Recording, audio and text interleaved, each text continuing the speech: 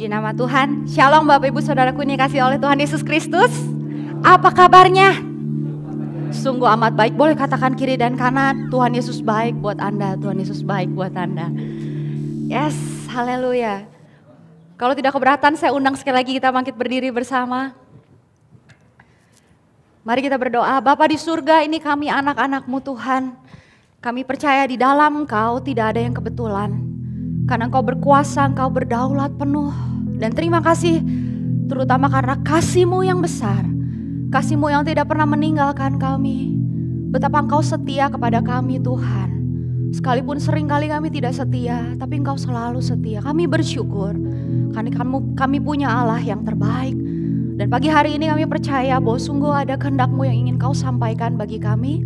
Kami mau bilang sama Engkau Tuhan, kami mau katakan sama Engkau, kami perlu isi hati-Mu. Karena itu oleh Roh Kudus kami bebaskan Engkau, kami persilahkan Engkau, kami undang Engkau untuk bekerja di dalam setiap kehidupan kami. Dalam pikiran kami, dalam perasaan kami, dalam hati kami. Kami perlu Engkau oleh Roh Kudus untuk membukakan isi hati kami Tuhan.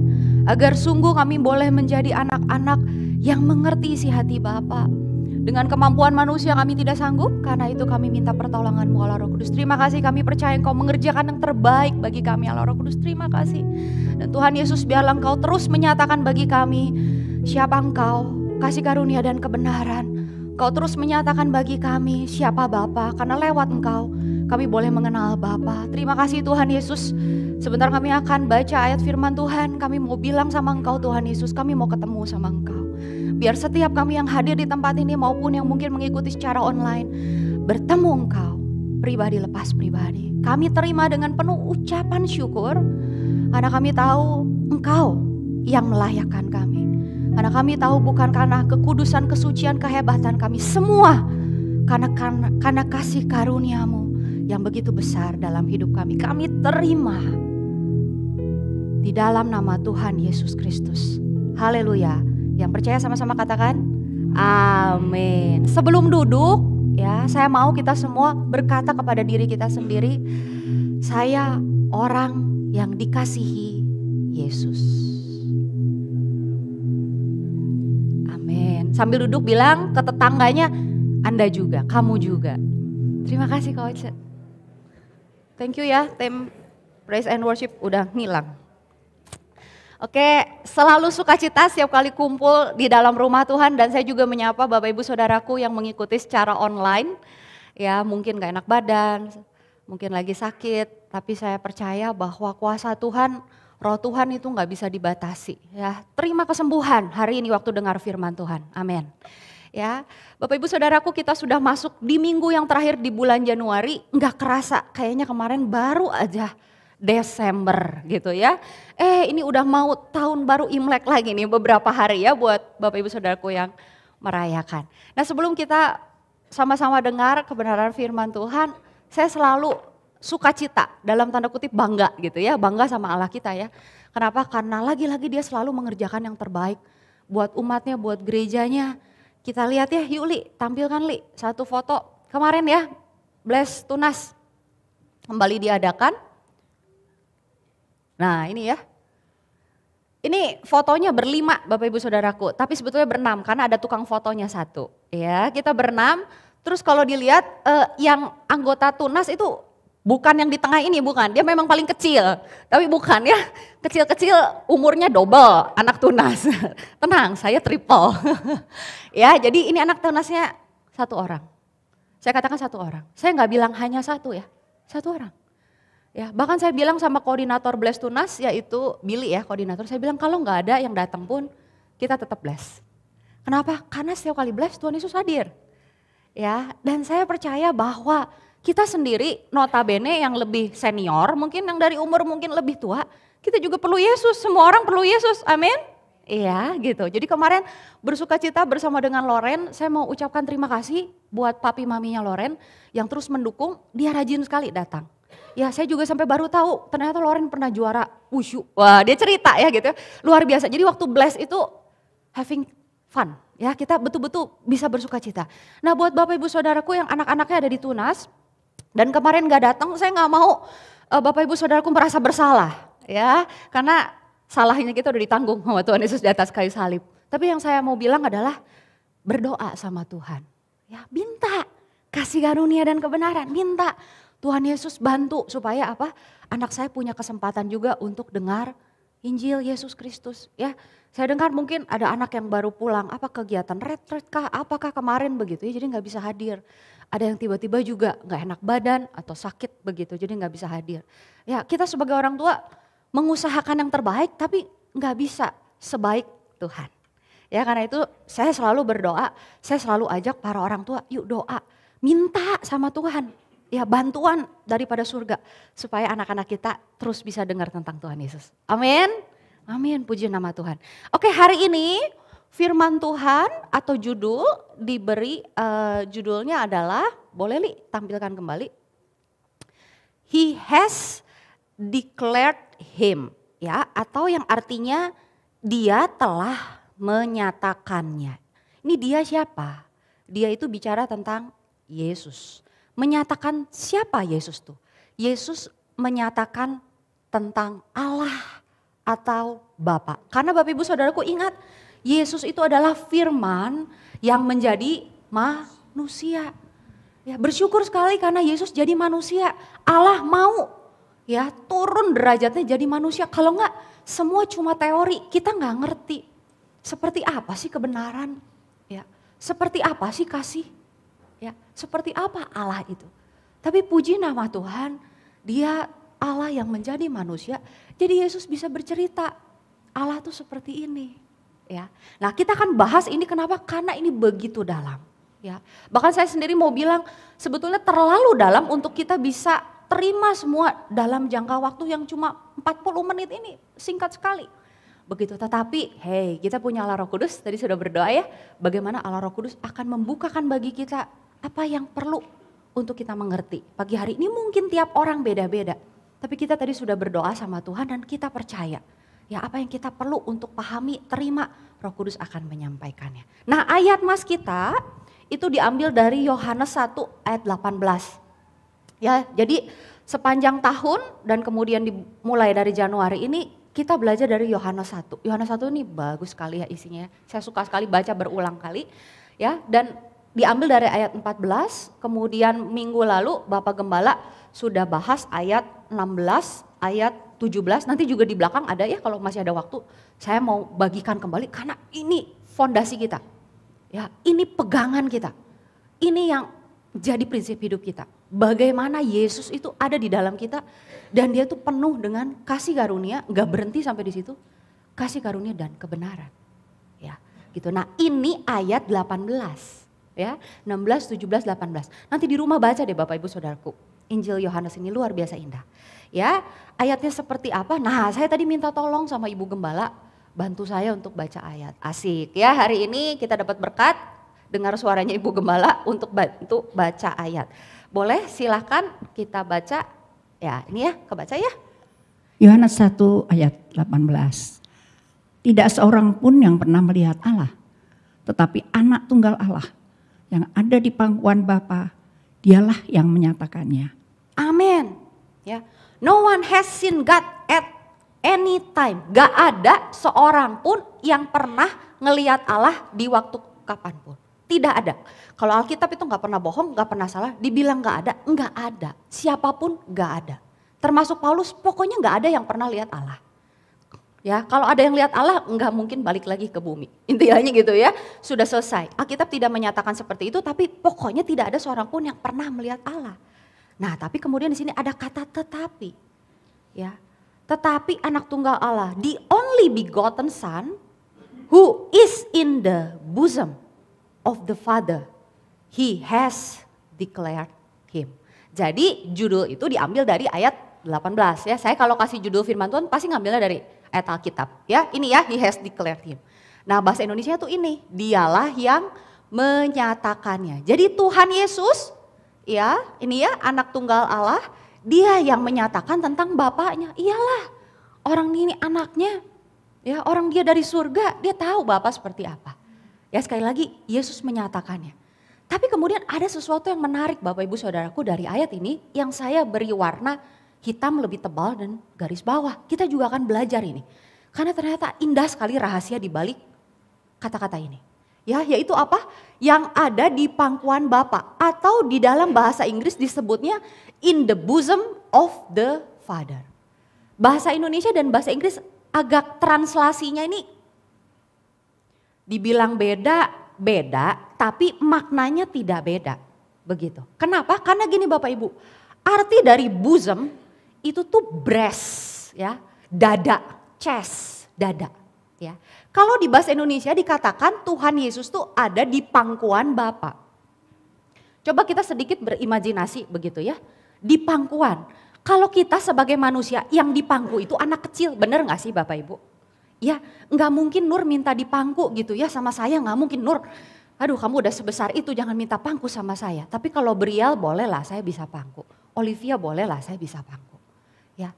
Bahkan Bapak Ibu Saudaraku yang pasangan suami istri, maaf kata ibu dan bapak gembala aja ya contohnya ya. Nggak mungkin tiba-tiba ibu gembala bilang, "Pah, pangku dong saya," begitu ya. Waduh udah segede gini, udah setua ini minta dipangku.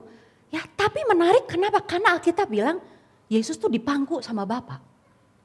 Ya kan Alkitab bahasa Indonesia bilang dipangku sama Bapa. Ya puji Tuhan ada bahasa Inggris jadi kita ngerti maksudnya dipangku ini apa. Ternyata dipangku itu maksudnya tuh bersender. Bapak Ibu Saudaraku, bersandar.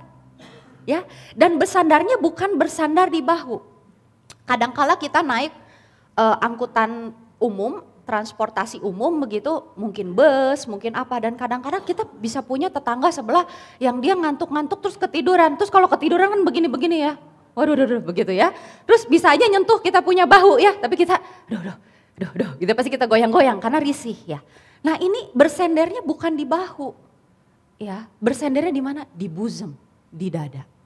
Menunjukkan apa? Menunjukkan satu keintiman, kedekatan. Seperti anak kita, anak Bapak Ibu Saudaraku, minta dipangku terus dia nyender di dada ya Bapak Ibu Saudaraku. Dan kemudian akhirnya dia apa? Dia tertidur. Begitu tenang, begitu damai, begitu ya. Nah ini bicara seperti itu. Yesus tuh bersandar kepada dada Bapaknya. Satu ilustrasi kepada kita. Gak sembarangan orang boleh sandar-sandar di dada kita. Betul gak Bapak Ibu Saudaraku? Betul? Atau saya salah? Betul ya? Betul. Mungkin kalau sandar di bahu masih boleh lah ya di sini ya. Di pundak ya, bahu atau pundak masih oke lah gitu ya. Karena ketiduran mungkin gak sengaja. Tapi kalau orang tersebut tetangga kita di angkutan transportasi terus turun sampai mau ke dada kita, kita pasti bangunin. Pak, Bu, sis, bener gak? Dada loh. Gitu. Bicara tentang satu keintiman, bicara tentang ada rahasia di situ. Ya waktu di dada kita bisa dengar detak jantung. Ya, makanya anak-anak tuh tenang waktu dipeluk. Ingat kita udah belajar Jesus has embraced me. Tuhan Yesus telah memeluk saya.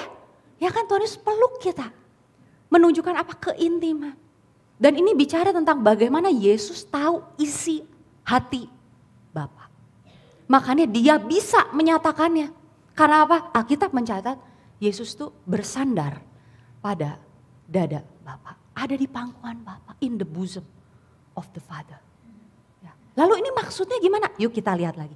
Kenapa? Karena ternyata Bapak Ibu Saudaraku, ada seorang manusia yang dia juga bersandar kepada dadanya Yesus.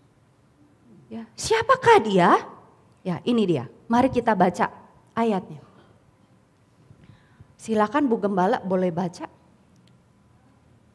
Yohanes 13 ayat 23 sampai 25.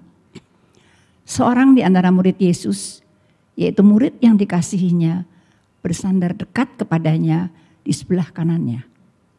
Kepada murid itu Simon Petrus memberi isyarat dan berkata, "Tanyalah siapa yang dimaksudkannya." Murid yang duduk dekat Yesus itu berpaling dan berkata kepadanya, "Tuhan, siapakah itu?" Ya, saya akan jelaskan ini lagi ngobrolin apa sih. Ya, jadi ini adalah obrolan atau cerita tentang seorang murid Yesus, ya rasul ya. Dia Yohanes, ya, dari Injil Yohanes. Nah, Injil Yohanes ini ditulis sama Yohanes sendiri. Tapi Yohanes itu punya kebiasaan nggak tulis namanya dia, tapi dia tulis murid yang dikasihi oleh Yesus. Ya, ini ya, murid yang dikasihinya. Nah, Bapak Ibu Saudaraku, nggak terlalu kelihatan kalau di Alkitab bahasa Indonesia. Yuk kita lihat Alkitab versi bahasa Inggris. Ini semua dari New King James Version ya. Kalau misalnya Bapak Ibu mau cari tahu nanti di rumah. Nah, lihat ya kalau di sini bersandar dekat kepadanya. Bersandar, ya itu ya bisa bersandar di sini, bisa di sana. Tapi bahasa Inggris nyatain bersandarnya di dada. Jadi Yohanes mempraktekkan secara manusia bahwa dia betul bersandar kepada dadanya Yesus. Sekali lagi kalau bukan orang yang dekat, gak akan diizinin. Betul? Ya, tapi Yohanes berani melakukan ini. Bahkan sering. Ya, nih bahasa Inggrisnya seperti ini. Nah ya, now there was leaning ya on Jesus bosom. Ada yang nyandar di dadanya Yesus. Ya, one of his disciples. Satu dari murid-murid Yesus. Dan dia tulis namanya sebagai whom Jesus love. Yang disayang, yang dikasihi sama Yesus. Nah kemudian di sini ceritanya Simon Petrus itu tuh ngasih isyarat sama Yohanes. Waktu itu Tuhan Yesus lagi perjamuan sama murid-muridnya. Terus Tuhan Yesus bilang, ada satu di antara kalian yang nanti akan serahkan aku. Yang akan berkhianat, kasarnya begitu. Ini saya cerita terjemahan bebas ya. Kemudian Petrus yang paling emosi begitu, yang paling semangat, dia kasih tanda sama Yohanes. Kenapa? Karena Yohanes yang paling dekat posisinya sama Yesus. Ya, dia kasih isyarat, tanya siapa orangnya. Kepo ya, Simon Petrus kan paling emosi, paling kepo, paling apa gitu kan. Dia kasih tanda, suruh Yohanes tanya. Ya, jadi mungkin posisinya adalah misalnya saya Yohanes, saya nyandar sama Tuhan Yesus terus ngelihat Petrus kasih kode, hah saya kan begini dulu. Gitu kan, itu tanya sama saya, oh ya, saya balik lagi ke Yesus, makanya di sini then leaning back on Jesus breast, dada. Ya, jadi bosom sama breast itu sama, ya bahasa Inggris. Dan kemudian Yohanes bilang sama Tuhan Yesus, Tuhan siapa sih yang kau maksud? Ya. Bapak Ibu Saudaraku kembali lagi ke ayat yang ini ya. Ketika dekat dengan Tuhan, kita tahu isi hati Tuhan apa. Ketika dekat dengan Tuhan, ketika kita dekat dengan Tuhan, saya percaya Tuhan juga akan menyatakan sama kita. Karena Tuhan gak pelit. Makanya saya bilang ketika kita berdoa sama Tuhan, kita datang sama Tuhan, Tuhan pasti jawab. Ya karena dia baik. Permasalahannya adalah kita berani gak deket sama Tuhan. Kenapa? Karena kadang-kadang kita ngeliat, aduh aku barusan salah, nakal nih. Aku langgar firman Tuhan, aku gak taat. Jadi mau datang sama Tuhan juga, aduh kayaknya Tuhan marah deh sama aku deh. Ya sedangkan kita tahu Yesus itu penuh dengan kasih karunia dan kebenaran. Saya mau bilang bahwa waktu kita datang sama Tuhan Yesus, betul kita masih ada salah, kita masih suka nakal. Tapi kasih karunia itu disertai dengan kebenaran. Kita datang terus sama Tuhan Yesus, bagaimana Tuhan Yesus yang akan betulin kita. Justru kasih karunia-Nya itu melimpah untuk apa? Untuk betulin kita. Berapa kali kita coba untuk berbuat lebih benar, untuk lebih hebat, untuk lebih taat dan fail lagi. Karena kebenaran itu perlu disertai dengan kasih karunia. Agama mengajarkan apa yang Anda kerjakan supaya bisa sampai ke surga. Makanya saya bilang tidak ada satu agama, termasuk agama Kristen, yang menyelamatkan. Karena hanya kasih karunia yang menyelamatkan. Kasih karunia bicara bagaimana Allah yang datengin manusia. Yesus yang menyelamatkan. Dan secara formal dalam negara kita menganut agama Kristen. Tapi agamanya tidak pernah menyelamatkan. Karena agama selalu bicara apa yang kamu bisa kerjakan. Wah kita gak sempurna. Ya, makanya penting sekali untuk apa? Untuk kita tahu bahwa Tuhan Yesus itu penuh kasih karunia dan kebenaran.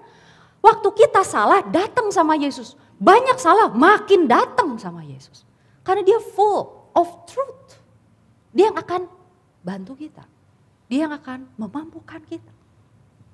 Ya, seperti itu. Jadi makanya tadi saya bilang sama Bapak Ibu Saudaraku, bilang deh diri sendiri, saya orang yang dikasihi Yesus. Seperti Yohanes. Sehingga apa? Yohanes selalu dekat sama Tuhan Yesus dan dia tanya. Apapun dia tanya, seperti anak. Dan Tuhan Yesus gak marah. Tuhan Yesus jawab loh. Dia yang, baca ya di rumah ya cerita yang tadi. Tuhan Yesus jawab loh. Ya.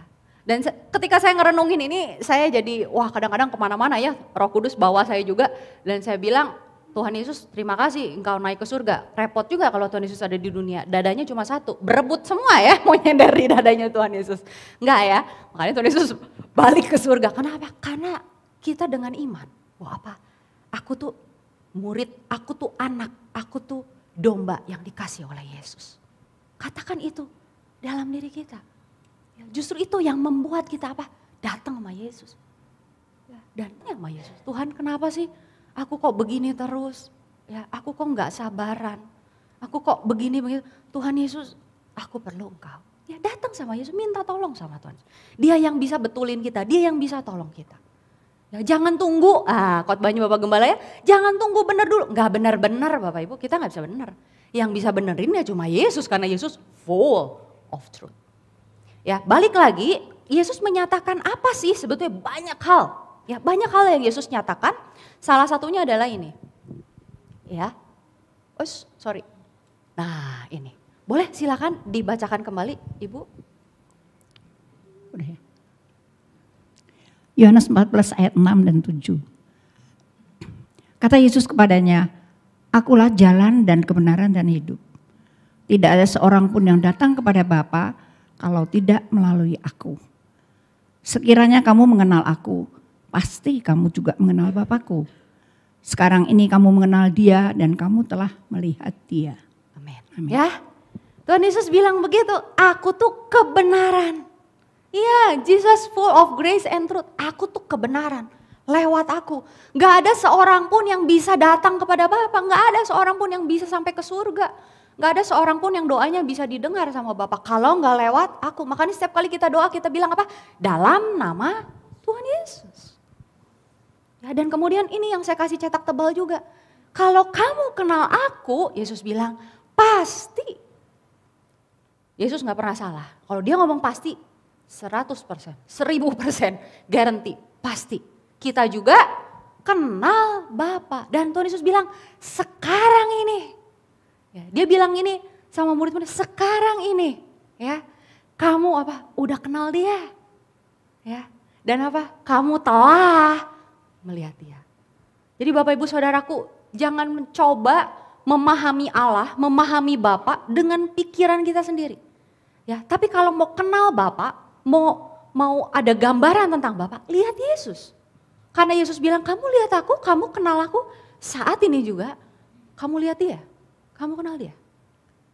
Ya, karena Bapa roh. Ya, tapi Yesus dia jadi manusia. Dan Alkitab, Bapak Ibu Saudaraku waktu baca Alkitab, Yesus seperti ini, seperti itu Bapa. Karena Yesus datang ke tengah-tengah dunia ini untuk melakukan kehendak Bapa. Yesus itu diutus sama Bapa. Dan lihat Yesus sama dengan lihat Bapa. Mereka klop, mereka sama. Makanya Yesus sering berdoa ya kan kepada Bapa, yang ngobrol sama Bapa. Bapa berikan pewahyuan. Makanya ketika Yesus juga sebelum disalib, ya Yesus bilang sama Bapa, kalau boleh cawan ini berlalu. Tapi bukan kehendakku, kehendakmu yang jadi. Jadi Yesus selalu melakukan kehendak Bapa. Jadi gampang sekali untuk lihat Allah seperti apa. Lihat Yesus. Kalau baca perjanjian lama, hati-hati Bapak Ibu Saudaraku. Kenapa? Karena di situ Yesus belum di-reveal. Ada Yesus ada di perjanjian lama, tapi nggak terang-terangan kelihatan. Kalau mau kenal Allah, lihat Yesus lebih jelas. Dan sudah perjanjian baru. Amin? Amin ya. Oke, nah sekarang kita lihat. Apa aja sih sebetulnya yang Yesus nyatakan? Saya nggak bisa banyak ya Bapak Ibu ya karena waktu. Ini. Oke, silakan boleh dibaca Ibu. Yohanes 4 ayat 23. Tetapi saatnya akan datang dan sudah tiba sekarang, bahwa penyembah-penyembah benar akan menyembah Bapa dalam roh dan kebenaran. Sebab Bapa mengendaki penyembah-penyembah demikian. Allah itu roh, dan barang siapa menyembah dia, harus menyembahnya dalam roh dan kebenaran. Amin. Ya, sudah tiba sekarang. Yesus ini ngobrol sama seorang perempuan Samaria. Perempuan tidak baik-baik begitu ya. Ini obrolan di sumur. Ya, tengah siang, panas banget gitu ya. Dan Yesus di situ bilang saya pengen minum. Nah, kemudian ngobrol sama wanita Samar ini. Dan di dalam obrolan itu, ya ini masih dari Yohanes ya, Yohanes pasal 4. Ya, keluarlah perkataan ini dari Yesus. Yesus bilang, tetapi saatnya akan datang. Ya, karena belum. Tapi kemudian Yesus menambahkan, dan sudah tiba sekarang. Karena Yesus sudah hadir. Ya, bahwa apa? Penyembah-penyembah benar akan menyembah Bapa di dalam roh dan kebenaran. Ya. Jadi Bapak Ibu Saudaraku, saya mau bilang, waktu kita pengen ketemu sama Allah, pengen intim sama Allah, pengen dekat sama Allah, ini syaratnya roh dan kebenaran. Dan kebenaran ini adalah Yesus. Ya kan? Akulah jalan, kebenaran dan kehidupan. Dan kemudian Yesus di sini berkata dalam kebenaran. Makanya waktu kita praise, worship God, kita katakan Yesus. Di situ kita juga ketemu sama Allah. Dan menarik sekali karena ketika saya baca ayat ini, penyembah-penyembah benar. Kalau ada penyembah-penyembah benar, berarti ada penyembah-penyembah yang salah atau tidak benar.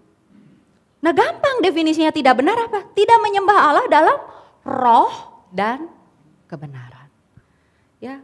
Jadi kita tidak seperti orang-orang di luar sana yang menyembah berhala. Harus ada patungnya, harus apa. Di sini pun kita nggak ada ya gambar muka Yesus atau apa. Karena nggak penting. Roh. Memang kita ibadah ada alat musik ya, ada keyboard, ada bass, ada ini. Tapi terutama kita menyembah dalam roh. Jadi kalau tidak ada alat musik, Bapak Ibu Saudaraku lagi di jalan naik motor, lagi di pasar, lagi nyuci, lagi apa, bisa nyembah Allah. Justru di sini Yesus bilang apa? Bapa tuh menghendaki penyembah-penyembah yang demikian. Yang bukan musingin alat musiknya lah, harus beginilah, harus begitu. Enggak. Malah kalau fokus ke situ, Bapak nggak kehendaki. Bahkan di sini dikatakan apa? Harus roh dan kebenaran. Tapi jangan salah kaprah ya. Saya nggak bilang terus kalau gitu kita nggak usah ibadah di rumah aja masing-masing semua online. Kan dalam roh dan kebenaran lah gitu ya. Nggak gitu juga konsepnya bro, sis gitu ya kalau anak-anak muda ya. Nggak gitu, kenapa? Karena kebenaran. Dan kebenaran adalah domba-domba itu selalu berkumpul, nggak sendiri-sendiri. Kalau sendiri-sendiri diincar sama si singa, kita kumpul. Ya, jangan tinggalkan persekutuan ibadah, kumpul sama-sama karena kita perlu dengar langsung waktu cerita, ngobrol nih ya, bentar lagi ibadah selesai turun ke bawah Bapak Ibu ngeteh, nyenek segala macam, ngobrol, bicara, mungkin bicara firman Tuhan, kesaksian. Lah kalau di rumah mau ngomong sama siapa? Jadi online itu disediakan hanya untuk ketika Bapak Ibu Saudaraku sakit, nggak bisa berangkat secara fisik. Ya, fisiknya lemah. Ya, bisa nangkep ya. Puji Tuhan ya. Jadi meskipun Bapak Ibu Saudaraku ketika bernyanyi suaranya sumbang nggak apa-apa. Karena apa? Roh dan kebenaran. Nggak apa-apa. Karena Tuhan lihat roh dan kebenaran. Dalam Yesus nggak? Nah, itu yang Tuhan mau. Ya, tapi bukan berarti juga ya udah nggak usah pakai musik. Enggak lah. Kita juga coba sediakan yang terbaik buat Tuhan, semua yang terbaik. Tapi kalau kita sampai jadi nggak bisa nyembah gara-gara sesuatu yang fisikal yang kelihatan, saya mau bilang Anda penyembah yang tidak benar. Karena Bapak maunya roh dan kebenaran. Amin? Ya, kemudian Tuhan nyatain apa lagi sih sebetulnya ini? Tuhan nyatain ini. Ya, silakan Ibu. Markus 10 ayat 14 dan 15. Ketika Yesus melihat hal itu, ia marah dan berkata kepada mereka, biarkan anak-anak itu datang kepadaku. Jangan menghalang-halangi mereka, sebab orang-orang yang seperti itulah yang mempunyai kerajaan Allah. Aku berkata kepadamu, sesungguhnya barang siapa tidak menyambut kerajaan Allah seperti seorang anak kecil, ia tidak akan masuk ke dalamnya. Ya, ini ditulis di 3 Injil dan memang Markus yang menyatakan bahwa Yesus marah. Waktu saya baca saya tertarik, marah. Saya lihat bahasa Inggris, displeased. Jadi Yesus nggak disenangkan. Ya. Kenapa marah? Karena murid-murid menghalang-halangi anak-anak, betul-betul anak-anak kecil. Ya, sampai Tuhan bilang sama murid-murid, biarkan anak-anak itu apa? Datang kepadaku, jangan menghalang-halangi. Wow, jadi dihalangin. Ya. Dan dari perkataan Yesus ini kita bisa lihat bahwa apa? Bahwa Bapak pun sama. Ya Bapa mau kita datang sama dia. Terlepas dari kita baru nakal, kita gak peduli. Anak-anak itu kan polos ya Bapak Ibu Saudaraku ya. Dia nakal tapi tetap aja akhirnya datang sama Bapak Ibu dan pamit sama uang jajan. Itu kan ya, Mam mau jajan gitu ya. Polos-polos aja gitu datang sama kita. Gak pernah kan sampai diem di pojokan terus gak minta. Ada apa-apa tuh pasti datang ke orang tuanya. Nah datang sama Tuhan. Ya, dan saya mau bilang ini murid-murid ditegur. Ya, apakah bicara tentang para pelayan Tuhan atau apa? Saya nggak tahu ya. Intinya adalah tidak ada seorang pun di antara kita yang berhak menghalang-halangi ketika ada seseorang mau datang sama Tuhan. Amin. Beresin dulu hidup lu, jangan ngerokok dulu, jangan mabok dulu, baru lu datang sama Tuhan. Tuhan marah loh sama orang model gini. Apa hak kamu menghalang-halangi? Datang. Justru waktu datang sama Tuhan Yesus yang perbaiki. Itu tugasnya Tuhan Yesus. Itu memang keahliannya, juru selamat. Ya jangan menghalang-halangi. Dan Tuhan Yesus malah bilang kan, aku berkata kepadamu sesungguhnya barang siapa tidak menyambut kerajaan Allah seperti seorang anak kecil, dia gak akan masuk malah. Apa artinya menyambut kerajaan Allah seperti anak kecil? Yaitu come boldly. Masih ingat tema ini? Wah ini tema kapan ini ya? 2023 kayaknya ya, come boldly. Datang sama Bapa dengan berani, ketata kasih karunia. Supaya apa? Supaya kamu dapat pertolongannya pada waktunya. Ya justru waktu kita, maaf kata, bejat-bejatnya, brengsek-brengseknya, maaf. Justru datang sama Tuhan. Dan jangan pernah biarin seorang pun menghalangi Bapak Ibu Saudaraku. Amin. Amin. Saya gak ngedoain kita jadi berbuat dosa, enggak. Tapi kita gak pernah tahu.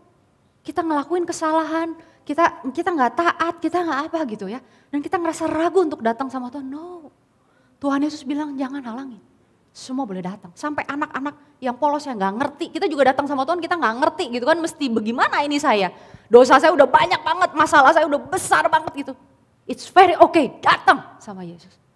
Dia penuh kasih karunia dan kebenaran. Amin. Jadi selalu ada harapan buat kita. Ya datang sama dia. Itu juga yang Bapa mau.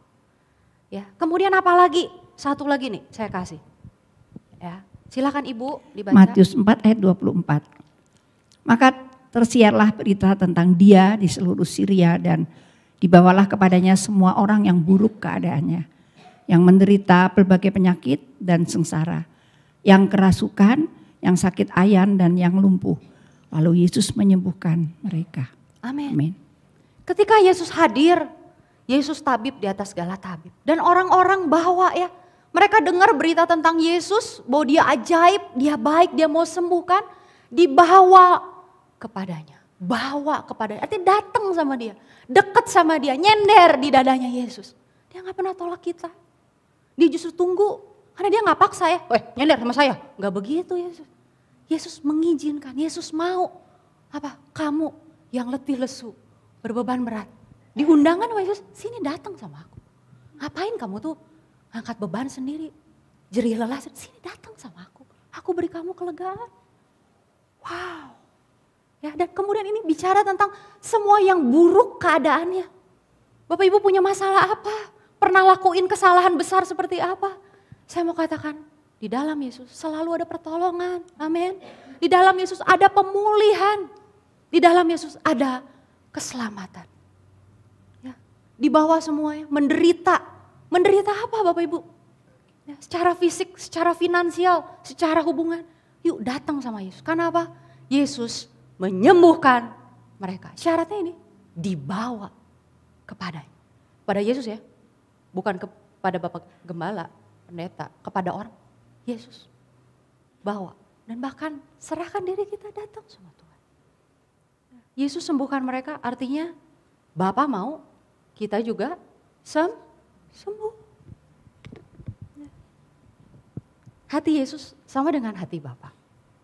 Gak pernah berbeda. Ya. Bagaimana mungkin kita gak yakin? Bagaimana mungkin kita gak percaya? Bapak begitu dia ingin yang terbaik buat kita. Kebaikan demi kebaikan dia berikan buat kita. Syaratnya cuma satu.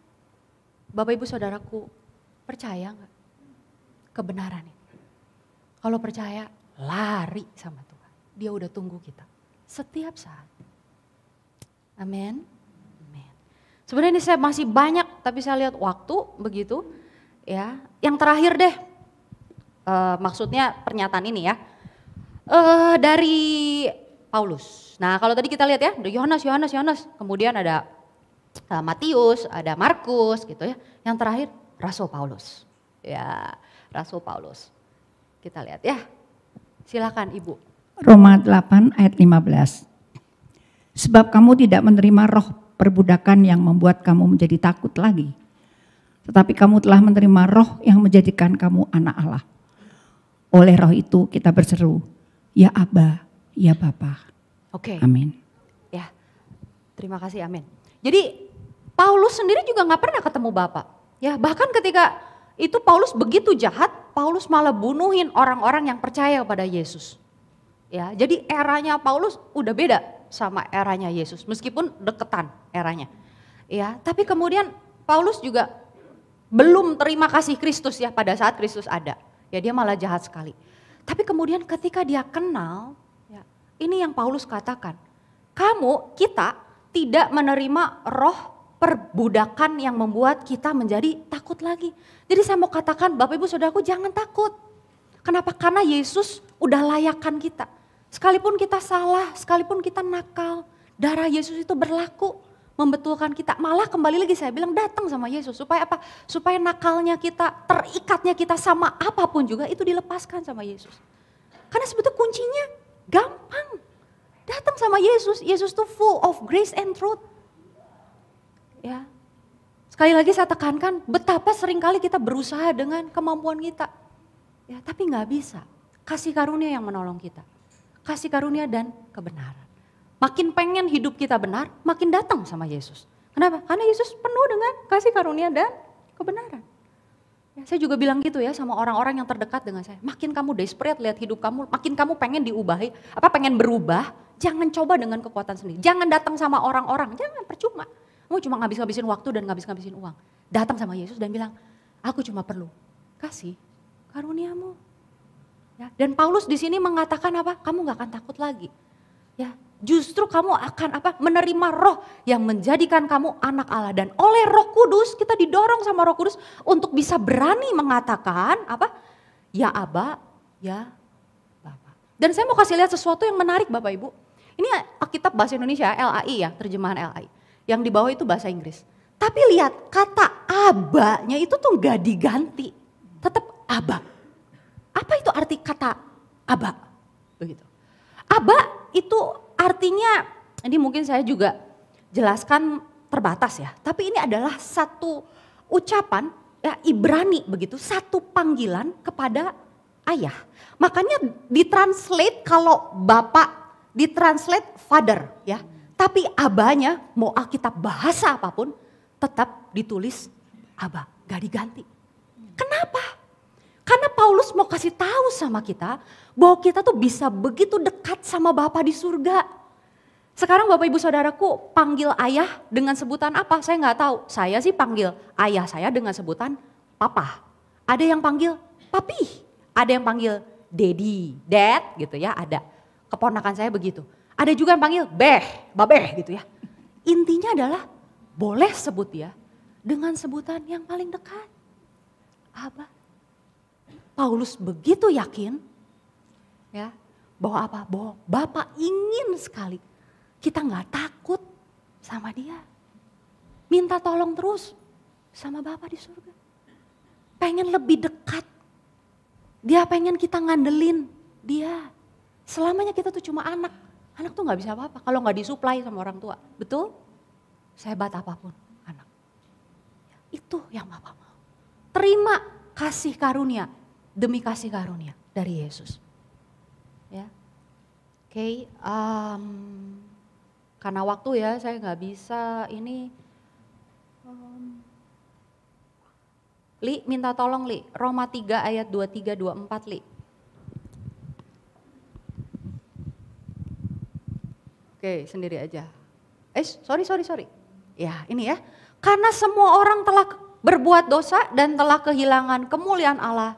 Dan oleh kasih karunia telah dibenarkan dengan cuma dengan gratis. Tapi enggak titik berhenti sampai di situ. Kenapa? Karena Bapak Gembala bilang ada yang bayar. Gratis di kita, tapi tagihannya ada yang bayar. Siapa yang bayar? Ini. Siapa? Penebusan di dalam Kristus Yesus. Makanya saya suka kalau nyanyi lagu, ya pujian buat Tuhan yang bilang, you paid it all for me. Tuhan yang bayar semuanya buat saya. Saya tuh utang sebetulnya sama Tuhan Yesus. Ya karena dosa kita itu tuh harus mendapat hukuman. Yesus tuh adil, Allah tuh adil. Tapi bagaimana keadilan Allah diturunkan kepada Yesus? Ya, makanya keselamatan hanya karena seseorang percaya kepada Yesus. Yesus yang sudah menderita dan mati. Menggantikan kita. Menggantikan kita.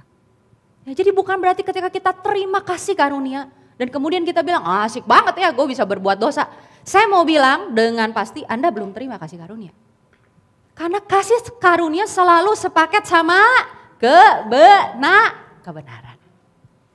Ya, tapi bukan berarti juga terima kasih karunia, makasih Tuhan, udah gitu saya berusaha melakukan sendiri, enggak bisa. Makanya Roh Kudus diberi kepada kita. Karena Roh Kudus adalah roh kebenaran yang akan kasih tahu kita yang benar tuh seperti apa. Malah saya mau bilang ketika kita terima Tuhan Yesus, ya, ada satu perintah buat kita. Perintahnya cuma satu sebetulnya. Saya nggak bahas sekarang ya, ini indah sekali. Perintahnya cuma satu, adalah apa? Walk by the Spirit. Berjalan di dalam roh. Biarlah hidupmu mau dipimpin sama Roh Kudus. Tugas kita cuma satu, ikutin Roh Kudus. Bukan mencoba berbuat baiklah, ikutin Roh Kudus. Roh Kudus bilang apa? Nah kan sekarang pertanyaannya, kita ngerti gak Roh Kudus ngarahin kita apa? Dia roh kebenaran. Dia roh Kristus, roh kebenaran, roh Kristus. Lagi-lagi lihat Yesus, lihat Yesus, lihat Yesus. Makanya tahun ini temanya luar biasa. Karena ini prinsipnya, ini fondasinya Bapak Ibu Saudaraku. Jesus full of grace and truth. Ya, Yesus tuh penuh kasih karunia dan kebenaran. Ya, sekali lagi saya nggak tahu Bapak Ibu Saudaraku hari-hari ini sedang mengalami apa. Tapi saya mau bilang kasih karunia demi kasih karunia itu tersedia buat kita. Ini ya. Ayat terakhir, sebab jika oleh dosa satu orang, saya minta para pemain musik WL ya, boleh maju. Sebab jika oleh dosa satu orang yaitu Adam, maut telah berkuasa oleh satu orang itu, maka lebih benar lagi kita atau mereka yang apa? Telah menerima kelimpahan. Kasih karunia bukan cuma satu, kasih karunia bukan sedikit, kelimpahan, begitu berlimpah, abundant ya apa? Kasih karunia cuma kasih karunia doang? Enggak, kasih karunia dan apa? Anugerah kebenaran akan apa? Akan hidup dan berkuasa oleh karena satu orang itu. Siapa dia? Yesus Kristus. Hidup dan berkuasa. Hidup ini bicara tentang bagaimana kita selalu damai, sukacita. Ada banyak orang di luar sana, ya. Kalau dokter nyatakan mereka hidup, mereka sehat, tapi begitu mereka stres, depresi. Itu yang namanya hidup. Bapak Ibu Saudaraku percaya, Bapak Ibu Saudaraku sudah terima kelimpahan kasih karunia dan anugerah kebenaran. Ya, dan Bapak Ibu Saudaraku hidup. Masalah ada? Mungkin ada. Tapi bagaimana kita tetap bisa memuji Tuhan, menyembah Tuhan? Tadi ya Bapak Randy, WL ya. Mungkin kita ada masalah, tapi tadi saya bisa merasakan Bapak Ibu Saudaraku menyembah Dia. Masalah boleh ada, nanti Tuhan beresin. Kita tetap apa? Hidup, sukacita. Kenapa? Tuhan bantu saya. Yang penting ada Yesus, beres kabeh. Ya tersedia. Jadi tahun 2025 apapun tantangan apapun boleh datang. Kenapa? Juru selamatnya selalu ada bersama dengan kita. Kita hidup berdasarkan kelimpahan kasih karunia. Amin. Kasih karunia itu bicara tentang sesuatu yang begitu indah, begitu hebat, begitu mahal yang kita gak bisa dapetin itu. Ya kasih karunia demi kasih karunia. Hidup dan berkuasa. Bicara tentang apa kuasa ini? Ya kuasa ini bicara kita gak terikat sama apapun. Ya, saya gak tahu Bapak Ibu Saudaraku punya keterikatan apa. Takut mungkin dengan finansial. Takut nanti anak saya gimana. Takut dan takut. Saya mau bilang di dalam Yesus ada kasih karunia dan kebenaran dan tidak ada ketakutan. Amin. Dilepaskan, berkuasa, saya gak takut. Apa yang akan terjadi di depan saya gak tahu. Yang penting saya ada di dadanya Tuhan Yesus. Gembala yang baik, yang selalu menuntun kita ke air yang tenang, membaringkan kita di rumput yang hijau. Amin. Yang percaya boleh bangkit berdiri bersama. Mari kita berdoa. Terima kasih Tuhan, karena kami percaya pagi hari ini kami terima kembali kasih karunia dan kebenaran. Bagaimana kemerdekaan boleh kami alami ketika kebenaran itu kami terima. Dan kami mau terima di dalam nama Yesus. Dengan segala kelemahan kami, ketidaksempurnaan kami, ketidakmengertian kami mau terima dalam nama Yesus. Karena kami tahu Engkau yang menyempurnakan kami, Allah Roh Kudus yang terus mengerjakannya di dalam kami. Terima kasih Tuhan Yesus karena Engkau telah menyatakan siapa Bapa. Kami bisa kenal Bapa lewat Engkau. Dan kami mau belajar seperti Engkau, bahwa kami ada di pangkuan Bapa. Kami nyender di dadanya Bapa, kami nyender di dadamu Tuhan Yesus. Dan Engkau selalu open, Engkau selalu mau untuk kami tahu isi hatimu yang begitu indah. Karena kami percaya ketika kami dengar isi hatimu, selalu isi hatimu mengatakan bahwa kami adalah anak-anak yang dikasihi oleh Engkau. Terima kasih Tuhan, kami bersyukur Allah Roh Kudus Kau meteraikan, terus berbicara di dalam kehidupan kami. Kami perlu Engkau Allah Roh Kudus. Terpujilah namamu, terima kasih Tuhan, di dalam nama Tuhan Yesus Kristus kami berdoa bersyukur, haleluya, amin.